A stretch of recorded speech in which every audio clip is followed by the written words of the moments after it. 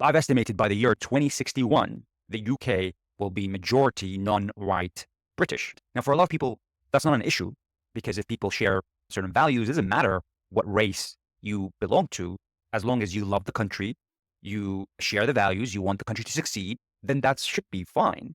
But a lot of people obviously will not see that as fine because they see race as the issue instead of the values or culture as the issue. So when it comes to kind of the values, you say, what are actually the values of the UK?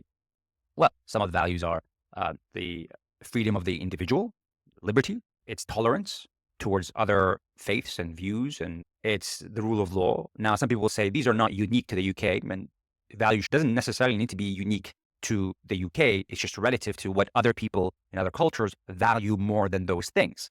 Okay, everything is a relative thing. Some people will say, well, actually, do we have even freedom of the individual here in the UK? Freedom of speech, is that a value in the UK when people are going to prison for things that they say? Well, again, everything is a relative thing. If I ask you, is 200 miles per hour fast?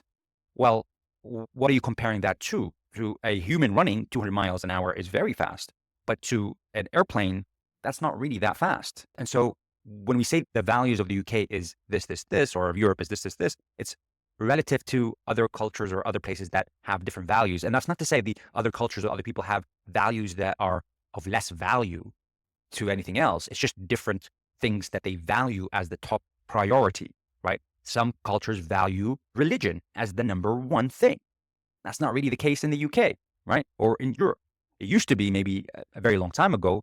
People argue that maybe it should kind of go back to that, but that's not the case over here. And so when you have people coming with different values that are anti the values of this country, then obviously there's going to be clashes. I am a person who is pro-immigration, but I agree that we actually, whoever comes in needs to have we have to have a foundation of things we agree upon, certain values.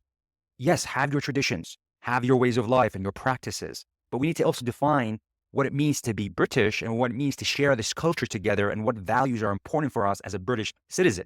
That is a failure from I think, the government to be clear on those things.